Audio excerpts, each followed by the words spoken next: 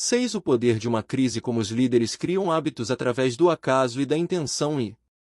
O paciente já estava inconsciente quando foi conduzido na maca para a sala de cirurgia do Rhode Island Hospital.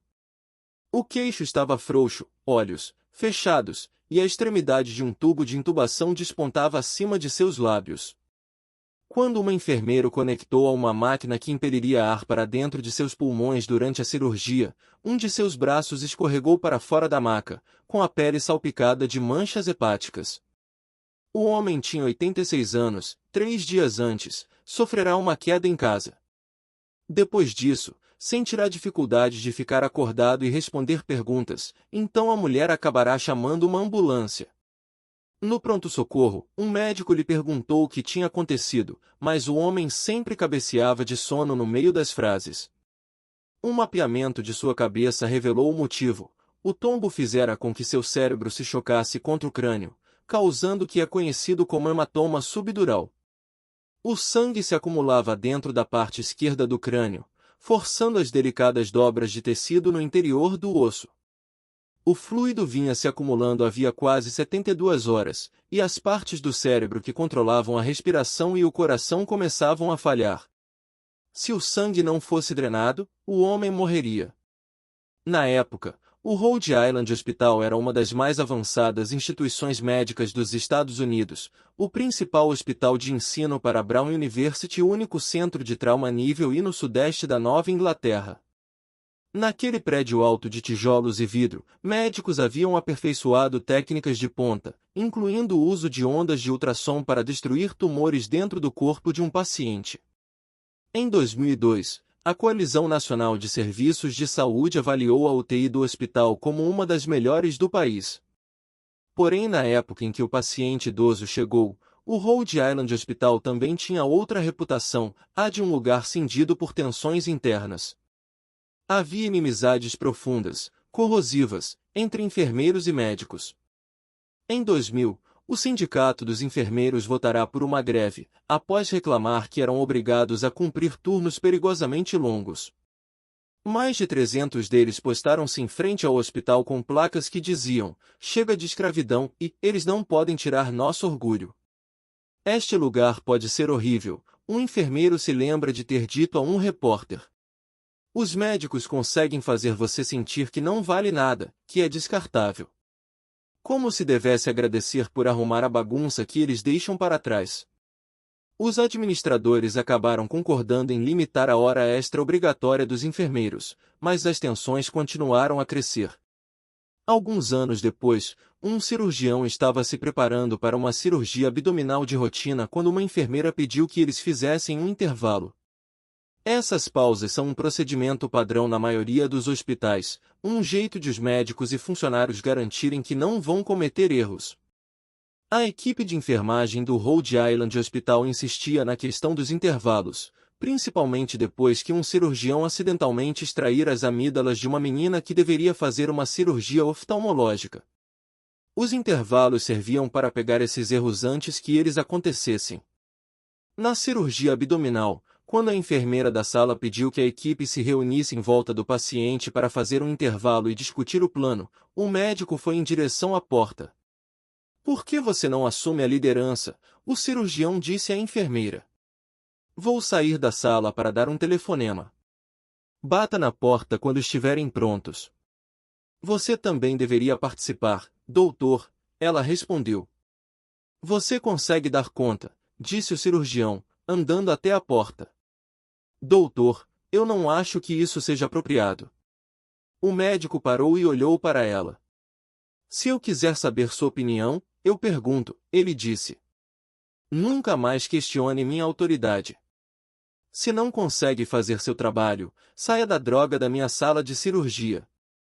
A enfermeira liderou o intervalo, chamou o médico uns poucos minutos depois, e o procedimento ocorreu sem complicações. Ela nunca mais contradisse um médico, e nunca dizia nada quando outras políticas de segurança eram ignoradas. Alguns médicos eram ótimos, outros, uns monstros, me contou uma enfermeira que trabalhou no Rhode Island Hospital em meados dos anos 2000. "Nós o chamávamos de fábrica de vidro, porque a sensação era de que a qualquer minuto tudo podia se estraçalhar. Para lidar com essas tensões, a equipe desenvolvera regras informais, hábitos exclusivos daquela instituição, que ajudavam a evitar os conflitos mais óbvios.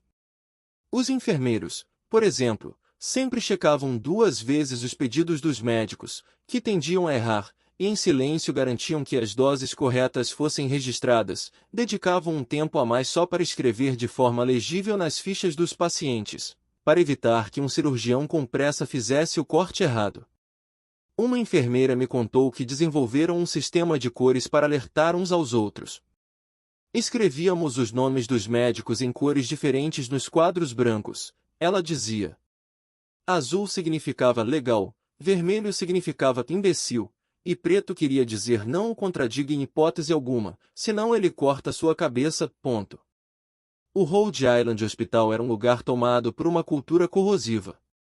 Diferente da Alcoa, onde hábitos angulares cuidadosamente projetados com base na segurança dos funcionários haviam gerado cada vez mais acertos, dentro do Rhode Island Hospital, os hábitos surgiam de improviso entre os enfermeiros, tentando compensar a arrogância dos médicos. As rotinas do hospital não eram elaboradas com cuidado. Em vez disso, apareciam por acaso e se disseminavam através de avisos sussurrados, até que padrões nocivos surgissem.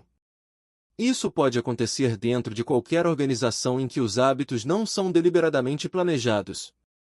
Assim como escolher os hábitos angulares certos pode gerar mudanças incríveis, escolher os errados pode gerar desastres.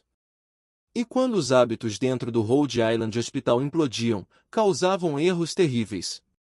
Quando os funcionários do pronto-socorro viram as imagens do cérebro do homem de 86 anos com um hematoma subdural, imediatamente mandaram uma mensagem por pager para o neurocirurgião de plantão. Ele estava no meio de uma cirurgia de coluna vertebral, mas quando recebeu a mensagem, afastou-se da mesa de operação e olhou as imagens da cabeça do homem idoso numa tela de computador. O cirurgião mandou seu assistente, um enfermeiro clínico, ir até o pronto-socorro e pedir que a esposa do homem assinasse um formulário de consentimento autorizando a cirurgia. Ele terminou sua cirurgia de coluna. Meia hora depois, o homem idoso foi trazido para a mesma sala de operação. Os enfermeiros estavam correndo de um lado para o outro.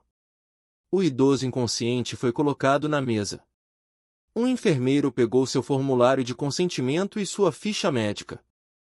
Doutor, disse o enfermeiro, olhando a ficha do paciente. O formulário de consentimento não diz onde é o hematoma. O enfermeiro folheou os papéis. Não havia uma indicação clara de qual lado da cabeça devia ser operado. Todo hospital depende de papéis para orientar as cirurgias. Antes que qualquer corte seja feito, o paciente ou um parente seu deve assinar um documento aprovando cada procedimento e verificando os detalhes. Num ambiente caótico, onde até uma dezena de médicos e enfermeiros podem lidar com o mesmo paciente entre o pronto-socorro e o quarto de recuperação, os formulários de consentimento são as instruções que mantêm o controle do que deve acontecer. Exceto em caso de emergência, ninguém deve entrar em cirurgia sem um formulário de consentimento assinado e detalhado. Eu vi os exames antes, disse o cirurgião. Era o lado direito da cabeça. Se não fizermos isso depressa, ele vai morrer. Talvez devêssemos puxar as imagens de novo, disse o enfermeiro, andando em direção a um computador. Por motivos de segurança, os computadores do hospital ficavam bloqueados após 15 minutos de inatividade. Levaria pelo menos 1 minuto até que o enfermeiro logasse no sistema e carregasse as imagens do cérebro do paciente na tela. Não dá tempo, disse o cirurgião. Me disseram que o coração dele está parando. Temos que aliviar a pressão. E se nós acharmos a família? Perguntou o enfermeiro. Se é isso que você quer, então ligue para a porra do pronto-socorro e ache a família. Enquanto isso, vou salvar a vida dele. O cirurgião arrancou os papéis da mão do enfermeiro, escreveu direito no formulário de consentimento e o rubricou. Pronto, ele disse. Temos que operar imediatamente. O enfermeiro trabalhava no Rhode Island Hospital fazia 1 ano. Entendia a cultura do hospital. Sabia que o nome daquele cirurgião muitas vezes era escrito em preto no grande quadro branco do corredor, sinalizando aos enfermeiros que tomassem cuidado. As regras tácitas naquele contexto eram claras: o cirurgião sempre vence. O enfermeiro largou a ficha e afastou-se enquanto o médico posicionava a cabeça do idoso num suporte que fornecia acesso ao lado direito do crânio, raspou o cabelo e aplicou o antisséptico. O plano era abrir o crânio e aspirar o sangue acumulado em cima do cérebro. O cirurgião cortou um pedaço do couro cabeludo, expôs o crânio e encostou uma broca no osso branco. Começou a empurrar até a ponta atravessar com um pequeno estalo. Fez mais 2 furos e usou uma serra para cortar um pedaço triangular do crânio do homem. Embaixo estava a dura mater, a membrana translúcida que envolve o cérebro. Oh, meu Deus, alguém disse. Não havia hematoma. Estavam operando do lado errado da cabeça. Precisamos virá-lo, o cirurgião gritou. O triângulo de osso foi recolocado com pequenas placas e parafusos de metal, e o couro cabeludo do paciente foi suturado.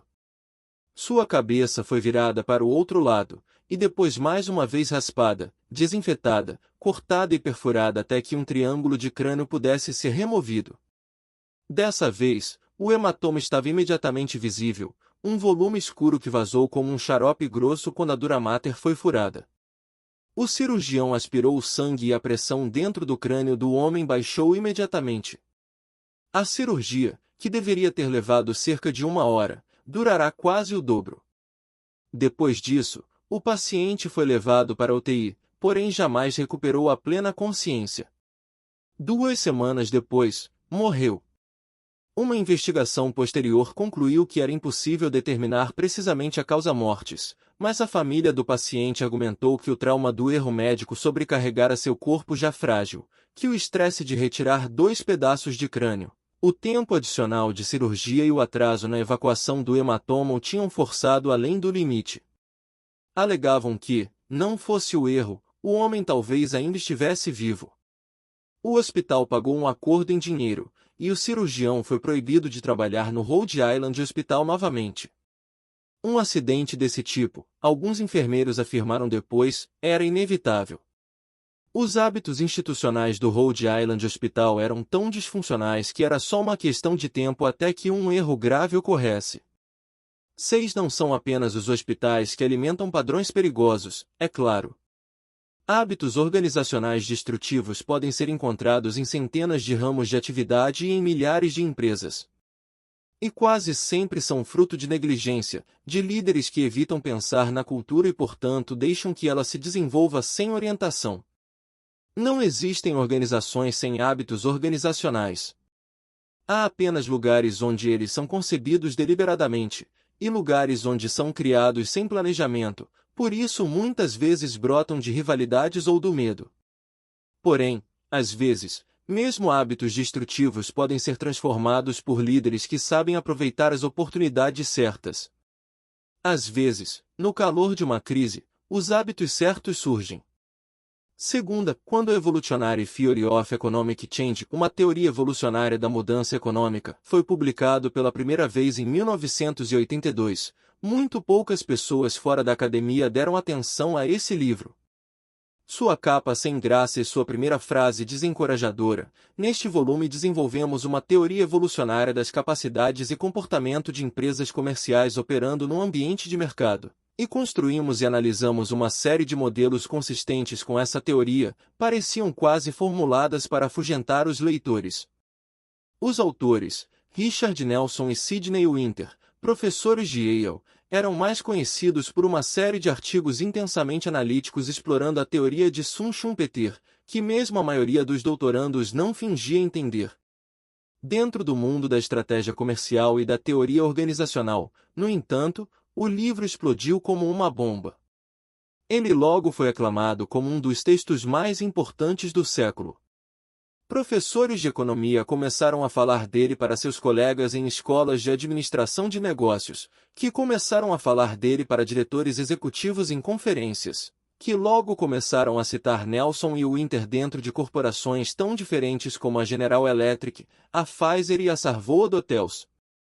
Nelson e Winter tinham passado mais de uma década examinando como as empresas funcionam, arrastando-se por pântanos de dados antes de chegar à sua conclusão central. Boa parte do comportamento de uma empresa, eles escreveram, é melhor entendida como um reflexo de hábitos gerais e orientações estratégicas provenientes do passado da empresa, e não como resultado de uma pesquisa detalhada dos ramos remotos da árvore de decisões. Ou, colocando em termos que se usam fora da economia teórica, pode parecer que a maioria das organizações faz escolhas racionais com base na tomada de decisões deliberadas, porém não é, de modo algum, assim que as empresas funcionam. Em vez disso, elas são guiadas por hábitos organizacionais de longa data, padrões que muitas vezes surgem das decisões independentes de milhares de empregados. E esses hábitos têm impactos mais profundos do que qualquer pessoa entendia antes. Por exemplo, pode parecer que o executivo-chefe de uma confecção de roupas tomou a decisão, no ano passado, de mostrar um cardigã vermelho na capa do catálogo após estudar cuidadosamente dados de vendas e marketing. Mas, na verdade, o que realmente aconteceu foi que o vice-presidente sempre visita sites dedicados a tendências da moda japonesa, onde o vermelho esteve em alta na primavera passada, e os marqueteiros da firma costumam perguntar a seus amigos quais cores estão na moda. E os executivos da empresa, voltando de sua viagem anual aos desfiles de Paris, disseram ouvir falar que os estilistas de empresas rivais estavam usando novos pigmentos magenta. Todos esses pequenos inputs, frutos de padrões descoordenados entre executivos batendo papo sobre concorrentes e conversando com seus amigos, infiltraram-se nas rotinas mais formais de pesquisa e desenvolvimento da empresa, até que um consenso surgiu. O vermelho será popular este ano. Ninguém tomou uma decisão independente, deliberada. Em vez disso, dezenas de hábitos, processos e comportamentos convergiram até que parecesse que o vermelho era a escolha inevitável. Esses hábitos organizacionais, ou rotinas, como Nelson e Winter o chamaram, são de uma importância enorme, pois sem eles a maioria das empresas jamais conseguiria fazer trabalho algum. As rotinas fornecem as centenas de regras tácitas de que as empresas precisam para funcionar. Elas permitem que os funcionários experimentem novas ideias sem ter que pedir permissão a cada passo. Proporcionam uma espécie de memória organizacional, para que os gerentes não precisem reinventar o processo de vendas a cada 6 meses nem entrar em pânico toda vez que um vice-presidente sai da empresa. As rotinas reduzem a incerteza. Um estudo sobre esforços de recuperação após terremotos no México e em Los Angeles, por exemplo, descobriu que os hábitos dos agentes de assistência, que eles carregavam de um desastre para o outro, e que incluíam coisas como estabelecer redes de comunicação contratando crianças para levar mensagens entre bairros, eram absolutamente cruciais, pois, sem eles, a formulação e implementação de políticas ficaria perdida numa selva de detalhes. Mas um dos benefícios mais importantes das rotinas é que elas criam tréguas entre grupos ou indivíduos potencialmente conflitantes dentro de uma organização. Os economistas em geral estão acostumados a tratar empresas como lugares idílicos onde todos se dedicam a um objetivo comum, ganhar o máximo de dinheiro possível. Nelson e Winter ressaltaram que, no mundo real, não é de modo algum assim que as coisas funcionam. As empresas não são grandes famílias felizes em que todos cooperam gentilmente. Na verdade, a maioria dos locais de trabalho compõe-se de feudos nos quais executivos competem por poder e crédito, muitas vezes em escaramuças ocultas que fazem seu próprio desempenho parecer superior e o dos rivais parecer pior. Departamentos competem por recursos e sabotam uns aos outros para roubar a glória. Os chefes jogam seus subordinados uns contra os outros para que ninguém possa armar um golpe de Estado. As empresas não são famílias. São campos de batalha numa guerra civil. E, no entanto, apesar dessa propensão a guerras internas, a maioria das empresas segue funcionando em relativa paz, ano após ano, porque tem rotinas, hábitos, que criam tréguas que permitem a todos deixarem suas rivalidades de lado por tempo suficiente para o trabalho do dia ser feito. Hábitos organizacionais oferecem uma promessa básica: se você seguir os padrões estabelecidos e respeitar a trégua, então as rivalidades não vão destruir a empresa, os lucros vão entrar e, mais cedo ou mais tarde, todo mundo vai ficar rico. Uma vendedora, por exemplo, sabe que pode aumentar sua comissão dando descontos generosos a clientes preferenciais em troca de grandes pedidos. Mas também sabe que, se todo vendedor der descontos generosos, a empresa irá à falência e não haverá comissão nenhuma para distribuir. Então surge uma rotina. Os vendedores se reúnem todo mês de janeiro e concordam em limitar quantos descontos vão oferecer para proteger os lucros da empresa, e no fim do ano todo mundo recebe um aumento. Ou pensemos num jovem executivo aspirante a vice-presidente que, com um telefonema discreto para um cliente importante, poderia frustrar uma venda e sabotar o departamento de um colega, tirando-o do páreo para promoção. O problema da sabotagem é que, mesmo que seja boa para você, ela geralmente é ruim para a empresa. Por isso, na maioria das empresas surge uma regra tácita: você pode ser ambicioso, mas se jogar pesado demais, seus colegas vão se unir contra você. Por outro lado, se você se concentrar em alavancar o próprio departamento, em vez de solapar seu rival, com o tempo você provavelmente receberá atenção. As rotinas e tréguas oferecem um tipo de justiça organizacional rudimentar, e por causa delas, escreveram Nelson e Winter, conflitos dentro das empresas geralmente seguem trajetórias em boa parte previsíveis e mantêm-se dentro de limites previsíveis que são consistentes com a rotina em vigor.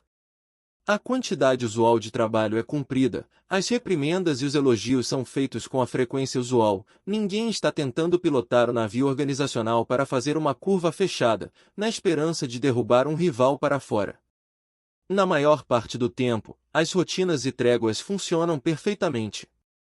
As rivalidades continuam existindo, é claro, mas, devido aos hábitos institucionais, são mantidas dentro dos limites e a empresa próspera. No entanto, às vezes mesmo uma trégua se mostra insuficiente. Em outras, como descobriu o Rhode Island Hospital, uma paz instável pode ser tão destrutiva quanto uma guerra civil. Em algum lugar no seu escritório, enterrado numa gaveta da mesa, provavelmente há um manual que você recebeu no primeiro dia de trabalho. Ele contém formulários de despesas e regras sobre férias, opções de seguro e o fluxo organizacional da empresa. Possui gráficos em cores vivas descrevendo diferentes planos de saúde, uma lista de telefones importantes e instruções de como acessar seu e-mail ou inscrever-se no plano de aposentadoria 401k.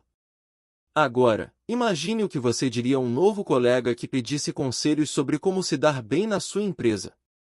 Suas recomendações provavelmente não incluiriam nada que constasse do manual da empresa.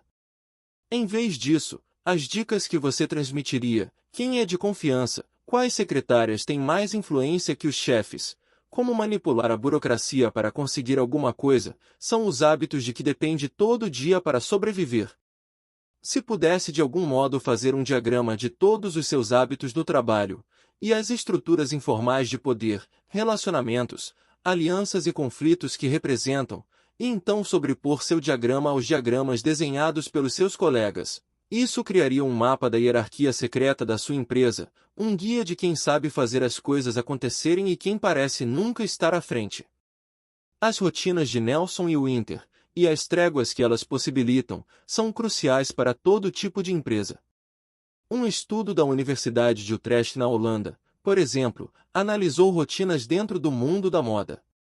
Para sobreviver, todo estilista tem que possuir algumas habilidades básicas, criatividade e um talento para a alta costura, em primeiro lugar. Mas isso não basta para o sucesso. O que faz a diferença entre o sucesso e o fracasso são as rotinas de um estilista, um sistema para conseguir casimira italiana antes que o estoque dos atacadistas se esgote, um processo para achar os melhores costureiros de zíperes e botões, uma rotina para enviar um vestido para uma loja em 10 dias e não em 3 semanas. A moda é um ramo tão complicado que, sem os processos certos, uma nova empresa pode se atolar na logística, e uma vez que isso acontece, a criatividade deixa de importar. E que novos estilistas possuem mais chances de ter os hábitos certos? Aqueles que formaram as tréguas certas e acharam as alianças certas. Tréguas são tão importantes que novas marcas geralmente dão certo apenas se são lideradas por pessoas que saíram de outras empresas de moda em bons termos. Algumas pessoas talvez pensassem que Nelson e Winter estavam escrevendo um livro sobre teoria econômica pura.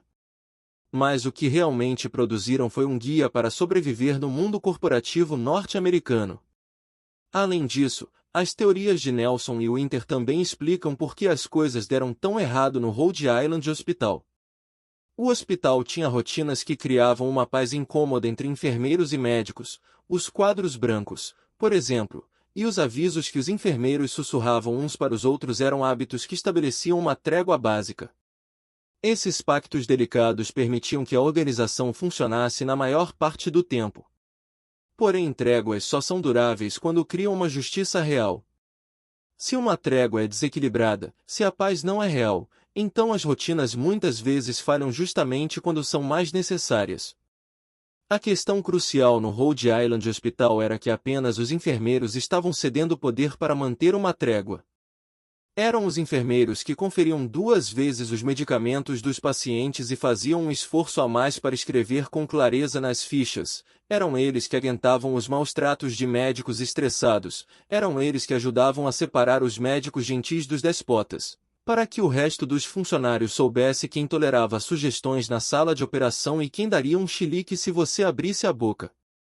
Os médicos muitas vezes nem se davam ao trabalho de aprender os nomes dos enfermeiros. Os médicos estavam no comando, e nós éramos subalternos, me disse uma enfermeira. Enfiávamos o rabo entre as pernas e sobrevivíamos. As tréguas no Rhode Island Hospital eram unilaterais. Então, nesses momentos cruciais, por exemplo, quando um cirurgião estava prestes a fazer uma incisão precipitada e um enfermeiro tentou intervir, as rotinas que poderiam ter evitado o acidente vieram abaixo. E o lado errado da cabeça do homem de 86 anos foi aberto. Alguns talvez sugiram que a solução são tréguas mais igualitárias. Que, se a administração do hospital cuidasse melhor da atribuição de autoridade, talvez surgisse um equilíbrio de poder mais saudável, e enfermeiros e médicos seriam forçados a se respeitar. Esse é um bom começo. Infelizmente, não é o bastante. Criar uma organização bem-sucedida não é apenas questão de equilibrar a autoridade. Para que uma organização funcione, os líderes precisam cultivar hábitos que tanto criem uma paz real e equilibrada quanto, paradoxalmente, deixem absolutamente claro quem está no comando. Segundo a Philip Brickell, um empregado do metrô de Londres de 43 anos, estava dentro do cavernoso saguão principal da estação King's Cross, numa noite de novembro de 1987, quando um passageiro interrompeu enquanto recebia bilhetes e disse que havia um lenço de papel pegando fogo na base de uma escada rolante ali perto. King's Cross era uma das maiores, mais suntuosas e mais movimentadas estações de metrô de Londres, um labirinto de longas escadas rolantes, corredores e túneis, alguns dos quais tinham quase um século de existência. As escadas rolantes da estação, em particular, eram famosas por seu tamanho e idade. Algumas se estendiam por até 5 andares subterrâneos e eram feitas com ripas de madeira e corrimãos de borracha, os mesmos materiais utilizados para construí-las décadas antes. Mais de 250 mil passageiros passavam por King's Cross todo dia em 6 linhas de metrô diferentes. Durante a hora do rush no fim de tarde, a bilheteria da estação era um mar de gente apressada, sob um teto repintado tantas vezes que ninguém lembrava sua cor original. O lenço de papel em chamas, disse o passageiro, estava na base de uma das escadas rolantes mais compridas da estação, servindo a linha Piccadilly. Brickell imediatamente deixou seu posto, desceu pela escada rolante até a plataforma, achou o lenço fumegante, com uma revista enrolada, apagou o fogo. Então voltou ao seu posto. Brickell não investigou mais a fundo. Não tentou descobrir por que o lenço estava queimando, ou se ele talvez tivesse voado de um incêndio maior em algum outro lugar dentro da estação. Não mencionou o incidente para outro empregado nem telefonou para os bombeiros. Outro departamento era responsável pela segurança contra incêndios, e Brickell, atento às rígidas divisões que governavam o metrô, não era bobo de se meter em território alheio. Além disso, mesmo se ele tivesse investigado a possibilidade de um incêndio, não saberia o que fazer com qualquer informação que descobrisse. A cadeia de comando severamente estabelecida do metrô de Londres proibia que ele contatasse outro departamento sem a autorização direta de um superior. E as rotinas do metrô, transmitidas de funcionário a funcionário, lhe diziam que ele não devia jamais, em nenhuma circunstância, se referir em voz alta a nada dentro de uma estação como um incêndio, para evitar que os passageiros entrassem em pânico. Não era assim que as coisas funcionavam. O metrô era governado por uma espécie de regulamento teórico que ninguém nunca tinha visto nem lido, e que na verdade não existia, a não ser nas regras tácitas que regiam a vida de todos os funcionários. Fazia décadas que o metrô vinha sendo administrado pelos 4 barões, os chefes de engenharia civil, elétrica, mecânica e de sinalização, e dentro de cada um de seus departamentos havia chefes e subchefes que protegiam sua autoridade com unhas e dentes. Os trens partiam na hora porque todos os 19.000 empregados do metrô cooperavam num sistema delicado, que passava passageiros e trens entre dezenas, às vezes centenas, de mãos o dia inteiro. Mas essa cooperação dependia de um equilíbrio de poder entre cada um dos 4 departamentos e todos os seus subchefes, um equilíbrio que, por sua vez, dependia de milhares de hábitos aos quais os empregados aderiam. Esses hábitos criavam uma trégua entre os 4 barões e seus representantes. E dessa trégua surgiam políticas que diziam a Brickell: procurar incêndios não é tarefa sua. Mantenha-se na sua área. Mesmo no nível mais alto, um diretor não costumava invadir o território do outro, um investigador observaria depois. Sendo assim, o diretor de engenharia não se preocupava se os funcionários da operação estavam adequadamente treinados em segurança contra incêndios e procedimentos de evacuação, pois considerava esses assuntos como sendo da alçada da diretoria de operações. Assim Brickell não disse nada sobre o lenço de papel em chamas. Em outras circunstâncias, aquilo talvez fosse um detalhe insignificante. Nesse caso, o lenço era um aviso, um pouco de combustível que escapara de um incêndio maior, escondido, mostrando que mesmo as tréguas perfeitamente equilibradas podem se tornar perigosas se não forem projetadas da maneira correta. 15 minutos depois de Brickell voltar à sua cabine, outro passageiro notou um fio de fumaça enquanto subia pela escada rolante da linha Piccadilly. Ele o mencionou a um funcionário do metrô. O inspetor de segurança da estação King's Cross, Christopher Hayes, por fim foi chamado para investigar. Um terceiro passageiro, vendo fumaça e um clarão vindo debaixo da escada, apertou um botão de parada de emergência e começou a gritar para os passageiros que saíssem da escada rolante. Um policial viu uma leve névoa esfumaçada dentro do túnel comprido da escada rolante, na metade de baixo, chamas começando a despontar acima dos degraus. E no entanto Reis, o inspetor de segurança, não chamou a brigada de incêndio de Londres. Ele próprio não tinha visto fumaça alguma, e outra das regras tácitas do metrô era que os bombeiros jamais deviam ser acionados a não ser que fosse absolutamente necessário. O policial que percebera a névoa, no entanto, achou que devia contatar a delegacia. Seu rádio não funcionava no subterrâneo, então subiu uma longa escada até o lado de fora da estação e ligou para seus superiores, que por fim transmitiram a mensagem ao corpo de bombeiros. Às 19h36, 22 minutos após Brickell ter sido alertado sobre o lenço de papel em chamas, a brigada de incêndio recebeu um chamado: pequeno incêndio em King's Cross. Os passageiros passavam pelo policial do lado de fora, falando no rádio. Estavam entrando com pressa na estação, descendo pelos túneis, tentando chegar em casa para o jantar. Em questão de minutos, muitos deles estariam mortos. Às 19h36, um funcionário do metrô interditou com cordas a entrada da escada rolante da linha Piccadilly, e outro começou a direcionar as pessoas para outra escada. Havia novos trens chegando em intervalos de poucos minutos.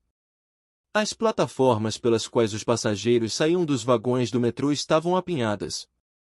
Um engarrafamento começou a se formar na base de uma escadaria aberta. Reis, o inspetor de segurança, entrou numa passagem que levava à sala de máquinas da escada rolante da linha Piccadilly. No escuro, havia um conjunto de controles para um sistema de sprinklers, projetado especificamente para combater incêndios em escadas rolantes.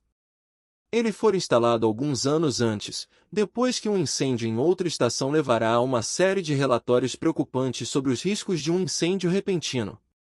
Mais de 20 estudos e advertências tinham dito que o metrô estava despreparado para incêndios e que os funcionários precisavam ser treinados no uso de sprinklers e extintores, que ficavam posicionados em todas as plataformas de trem.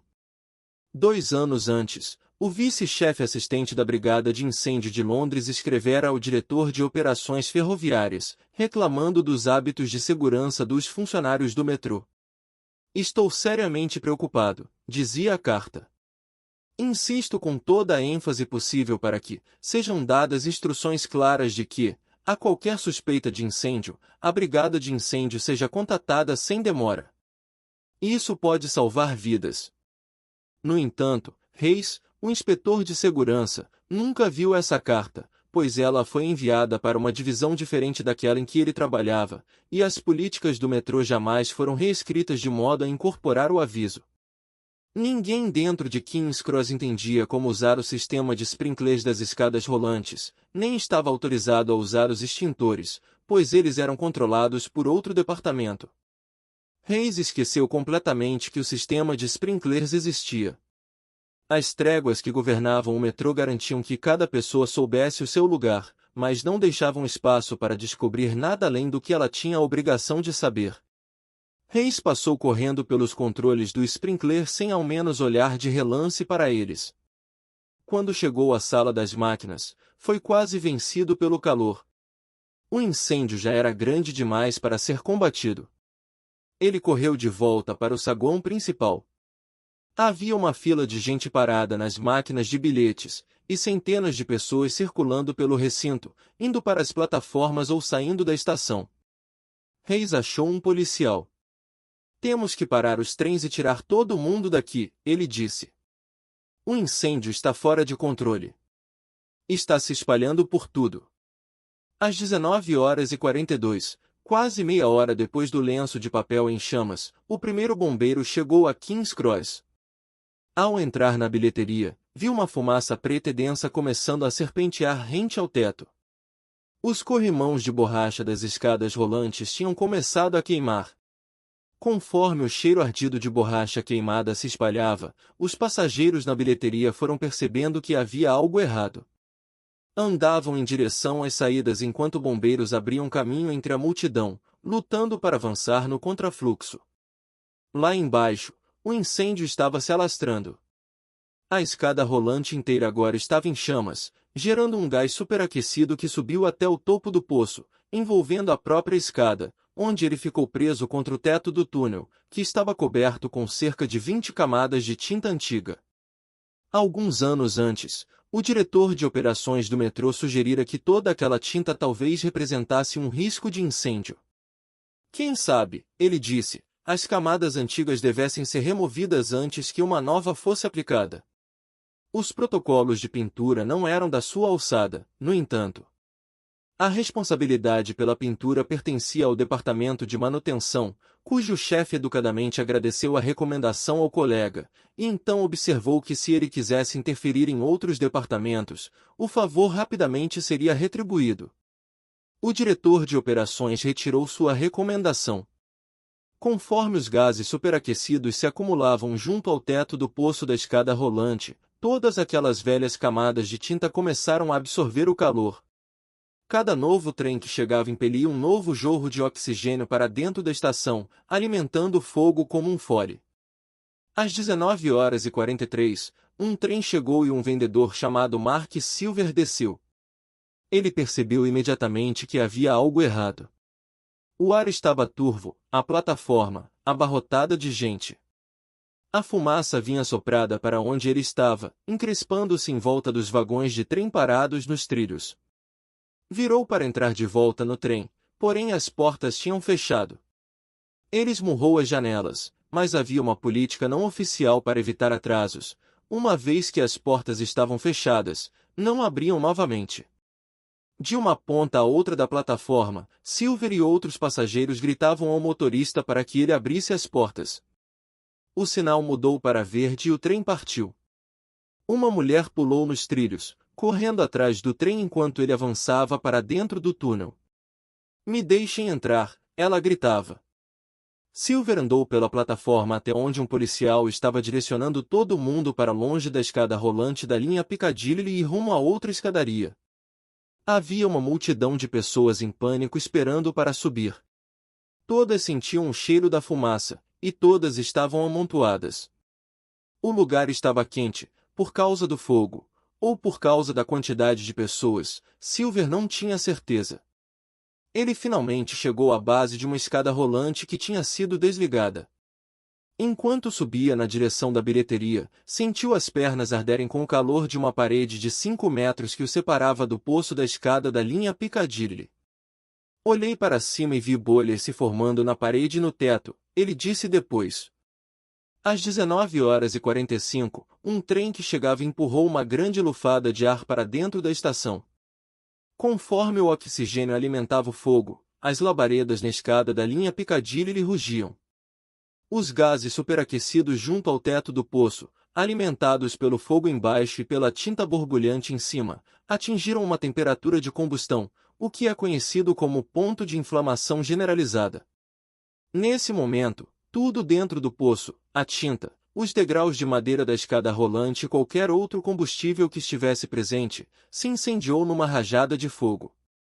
A força da incineração repentina funcionou do mesmo modo que a explosão de pólvora na base de um cano de rifle. Começou a empurrar o fogo para cima através do poço comprido, absorvendo mais calor e velocidade conforme o incêndio se expandia, até ser disparado para fora do túnel e para dentro da bilheteria numa muralha de chamas que incendiou metais, ladrilhos e carne humana. A temperatura dentro do saguão subiu 150 graus em meio segundo. Um policial que subia por uma das escadas rolantes laterais disse aos investigadores que viu um jato de fogo ser disparado para cima e então formar uma espécie de bola. Havia quase 50 pessoas dentro do saguão naquele momento. Acima do chão, na rua, um transeunte sentiu o calor explodir de uma das saídas do metrô, viu um passageiro sair cambaleando e correu para ajudar. Segurei a mão direita dele com a minha mão direita, mas, quando nossas mãos se tocaram, senti que a dele estava em brasa, e parte da pele saiu na minha mão, disse o homem que o resgatou. Um policial que entrava na bilheteria quando a explosão aconteceu disse depois aos repórteres, de um leito do hospital, que uma bola de fogo me atingiu no rosto e me derrubou no chão. Minhas mãos pegaram fogo. Estavam simplesmente derretendo. Ele foi uma das últimas pessoas que saíram com vida do saguão. Pouco depois da explosão, dezenas de caminhões de bombeiros chegaram. Mas porque o regulamento do Corpo de Bombeiros os instruía a conectar suas mangueiras aos hidrantes da rua, e não aqueles instalados pelo metrô dentro da estação, e porque nenhum dos funcionários do metrô tinha plantas mostrando o layout da estação, todos os mapas ficavam num escritório que estava trancado, e nenhum dos bilheteiros nem o gerente da estação tinha as chaves, os bombeiros levaram horas para apagar as chamas. Quando o incêndio finalmente foi apagado a 1h46 da manhã, 6 horas depois que o lenço em chamas foi percebido, a contagem estava em 31 mortos e dezenas de feridos. "Por que me mandaram direto para dentro do incêndio?", perguntou um professor de música de 20 anos no dia seguinte, de uma cama de hospital. "Eu via as pessoas queimando. Ouvia seus gritos. Por que ninguém assumiu o comando?" Para responder a essas perguntas, pensemos em algumas das tréguas das quais o funcionamento do metrô de Londres dependia. Os bilheteiros foram advertidos de que sua jurisdição era estritamente limitada a vender bilhetes, por isso se via um lenço de papel queimando, não avisavam a ninguém por medo de invadir território alheio. Os funcionários da estação não eram treinados para usar o sistema de sprinklers nem os extintores, pois esse equipamento era supervisionado por um departamento diferente. O inspetor de segurança da estação nunca viu uma carta da Brigada de Incêndio de Londres advertindo sobre riscos de incêndio, pois ela foi enviada para o diretor de operações, e informações como essa não eram compartilhadas entre os departamentos. Os funcionários eram instruídos a contatar a Brigada de Incêndio apenas como último recurso, para não gerar um pânico desnecessário entre os passageiros. A brigada de incêndio insistia em usar seus próprios hidrantes de rua, ignorando canos na bilheteria que poderiam ter fornecido água, pois tinham recebido a ordem de não usar equipamento instalado por outros órgãos. Em alguns aspectos, cada uma dessas regras informais, por si só, faz um certo sentido. Por exemplo, os hábitos que mantêm os bilheteiros focados em vender bilhetes em vez de fazer qualquer outra coisa, inclusive ficar atentos a indícios de incêndio, existiam porque, anos antes, o metrô tivera problemas de falta de funcionários nas cabines. Os bilheteiros constantemente deixavam seus postos para recolher lixo ou indicar a direção dos trens para turistas, e como resultado, longas filas se formavam. Por isso os bilheteiros receberam a ordem de ficar em suas cabines, vender bilhetes e não se preocupar com mais nada. Isso funcionou. As filas acabaram. Se os bilheteiros viam alguma coisa errada fora de suas cabines, além de seu escopo de responsabilidade, simplesmente não se intrometiam. E o hábito de a brigada de incêndio insistir em usar seu próprio equipamento? Isso era resultado de um incidente, uma década antes, quando um incêndio se alastrara em outra estação enquanto os bombeiros gastavam preciosos minutos tentando conectar suas mangueiras a canos que não conheciam. Depois disso, todo mundo decidiu que era melhor se ater ao que eles já sabiam. Ou seja, nenhuma dessas outras rotinas era arbitrária. Cada uma foi criada por um motivo. O metrô era tão vasto e complicado que só podia funcionar sem percalços se as tréguas eliminassem possíveis obstáculos. Diferente do que acontecia no Rhode Island Hospital, cada trégua gerava um legítimo equilíbrio de poder. Nenhum departamento estava acima dos outros. E, no entanto, 31 pessoas morreram. As rotinas e tréguas do metrô de Londres pareciam todas lógicas, até que brotou um incêndio. Nesse ponto, uma verdade terrível veio à tona: não havia uma pessoa, departamento ou barão que fosse responsável em última instância pela segurança dos passageiros. Às vezes, uma única prioridade, ou um único departamento, ou pessoa ou meta, precisa se sobrepor a todo o resto, por mais que isso seja desagradável ou ameace o equilíbrio de poder que mantém os trens passando na hora certa. Às vezes, uma trégua pode gerar perigos que pesam mais que qualquer paz. Há um paradoxo nesta observação, é claro. Como uma organização pode implementar hábitos que equilibrem a autoridade, ao mesmo tempo, escolher uma pessoa ou meta que esteja acima de todas as outras? Como os enfermeiros e médicos podem compartilhar autoridade sem que deixe de ficar claro quem está no comando? Como um sistema metroviário evita tornar-se atolado em disputas de territórios sem deixar de garantir que a segurança continue sendo uma prioridade, mesmo que isso signifique que as linhas de autoridade precisem ser retraçadas? A resposta é aproveitar a mesma vantagem que Tony Dungy encontrou quando assumiu os lamentosos Bucks e que Paul O'Neill descobriu ao tornar-se diretor executivo de uma Alcoa desgovernada. É a mesma oportunidade que Howard Schultz explorou quando voltou para uma Starbucks vacilante em 2007. Todos esses líderes aproveitaram as possibilidades criadas por uma crise. Durante uma turbulência, os hábitos organizacionais se tornam maleáveis o bastante tanto para alocar responsabilidade quanto para criar um equilíbrio de poder mais imparcial. Na verdade, as crises são tão valiosas que às vezes vale a pena avivar um senso de catástrofe iminente em vez de deixar a coisa assentar. 4 meses depois que o idoso com a cirurgia de crânio mal feita morreu no Rhode Island Hospital, outro cirurgião no hospital cometeu um erro parecido, operando o lugar errado da cabeça de outro paciente. O Departamento Estadual de Saúde deu uma advertência ao hospital e lhe aplicou uma multa de $50.000. 18 meses depois, um cirurgião operou a parte errada da boca de uma criança durante uma operação de palato fendido. 5 meses depois desse fato, um cirurgião operou o dedo errado de um paciente. 10 meses depois, a ponta de uma broca foi deixada dentro da cabeça de um homem. Por essas infrações, o hospital foi multado em outros $450.000. O Rhode Island Hospital não é a única instituição médica em que tais acidentes acontecem, é claro, mas eles tiveram o azar de se tornar o exemplo típico desses erros. Jornais locais publicaram relatos detalhados de cada incidente. Emissoras de TV acamparam em frente ao hospital. A mídia nacional também aderiu. O problema não vai sumir, disse um vice-presidente da Organização Nacional de Credenciamento de Hospitais a um repórter da Associated Press. As autoridades médicas estaduais declararam que o Rhode Island Hospital era uma instituição caótica. Era como trabalhar numa zona de guerra, me disse um enfermeiro.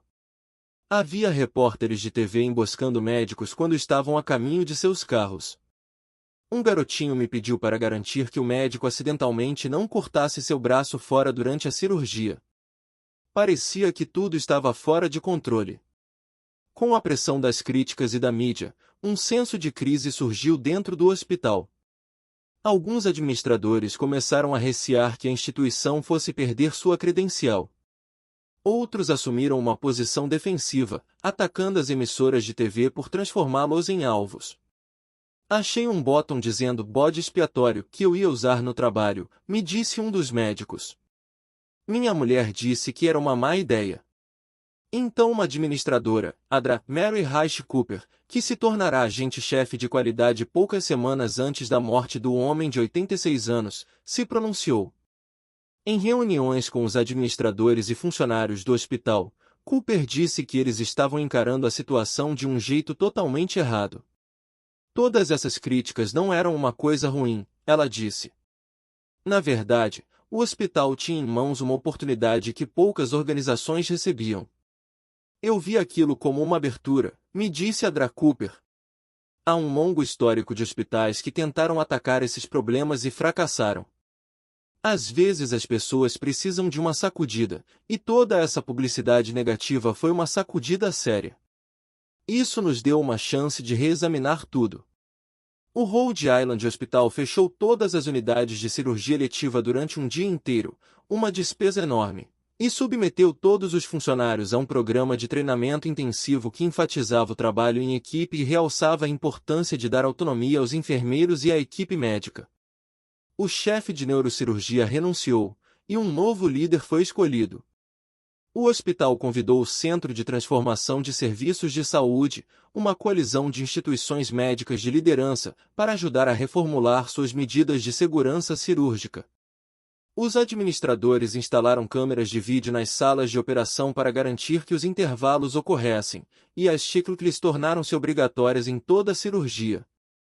Um sistema computadorizado permitia que qualquer empregado do hospital relatasse anonimamente problemas que pusessem em risco a saúde dos pacientes. Algumas dessas iniciativas tinham sido propostas no Rhode Island Hospital em anos anteriores, mas sempre tinham sido derrubadas. Os médicos e enfermeiros não queriam que ninguém filmasse suas cirurgias nem que outros hospitais dissessem a eles como fazer seu trabalho. Porém, uma vez que o Rhode Island Hospital foi tomado por um senso de crise, todo mundo tornou-se mais aberto à mudança. Outros hospitais fizeram alterações semelhantes após a ocorrência de erros e reduziram índices de erros que, uns poucos anos antes, tinham parecido impossíveis de melhorar. Assim como o Rhode Island Hospital, essas instituições descobriram que uma reforma geralmente só é possível uma vez que um senso de crise se instala. Por exemplo, um dos hospitais de ensino da Harvard University, o Beth Israel Deaconess Medical Center, passou por uma avalanche de erros e batalhas internas no fim dos anos 1990 que vazou para artigos de jornais e discussões entre enfermeiros e administradores em reuniões públicas. Alguns oficiais do Estado chegaram a falar em obrigar o hospital a fechar departamentos até que eles pudessem provar que os erros teriam fim. Então o hospital, sob ataque, uniu-se na busca de soluções para mudar sua cultura. Parte da resposta foram as rondas de segurança, em que, a cada 3 meses, um médico experiente discutia uma cirurgia ou diagnóstico específico e descrevia, nos mínimos detalhes, um erro ou situação de risco para uma plateia de centenas de colegas. É terrível admitir publicamente um erro, disse o Dr. Donald Moorman, que até recentemente era o cirurgião-chefe suplente do Beth Israel Deaconess. 20 anos atrás, os médicos se recusavam a fazer isso. Mas agora um verdadeiro senso de pânico alastrou-se pelos hospitais, e mesmo os melhores cirurgiões estão dispostos a comentar como chegaram perto de cometer um grande erro. A cultura da medicina está mudando. Bons líderes aproveitam crises para reformular hábitos organizacionais. Os administradores da NASA, por exemplo, tentaram durante anos melhorar os hábitos de segurança da agência, mas esses esforços foram em vão até que o ônibus espacial Challenger explodiu em 1986. Depois dessa tragédia, a organização conseguiu reformular o modo como fazia cumprir os padrões de qualidade. Pilotos de companhias aéreas também passaram anos tentando convencer os fabricantes de aviões e controladores de tráfego aéreo a redesenhar o layout dos cockpits e a comunicação dos controladores de tráfego. Então, um erro na pista de decolagem na ilha de Tenerife, na Espanha, matou 583 pessoas em 1977. Em menos de 5 anos, o layout do cockpit, os procedimentos de decolagem e as rotinas de comunicação dos controladores de tráfego foram reformulados. Na verdade, uma crise é uma oportunidade tão preciosa que um líder sábio muitas vezes prolonga de propósito um senso de emergência. Isso foi exatamente o que aconteceu depois do incêndio na estação King's Cross.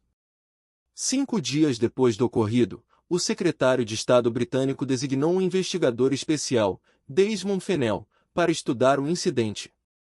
Fennell começou entrevistando os administradores do metrô de Londres e rapidamente descobriu o que todos já sabiam, havia anos, que a segurança contra incêndios era um problema sério, e no entanto nada mudará. Alguns administradores tinham proposto novas hierarquias que teriam deixado clara a responsabilidade pela prevenção a incêndios. Outros haviam sugerido dar mais poder aos gerentes de estação, para que eles pudessem fazer a ponte entre os diversos departamentos. Nenhuma dessas reformas tinha sido implementada. Quando o próprio Fennell começou a sugerir mudanças, viu os mesmos tipos de obstáculo, chefes de departamento recusando-se a assumir responsabilidade, ou sabotando-o com ameaças sussurradas contra seus subordinados, começarem a surgir. Então ele decidiu transformar sua investigação num circo midiático. Convocou audiências públicas que duraram 91 dias e revelou uma organização que havia ignorado diversos avisos de riscos. Insinuou para repórteres de jornal que os passageiros estavam correndo um grave perigo sempre que andavam de metrô.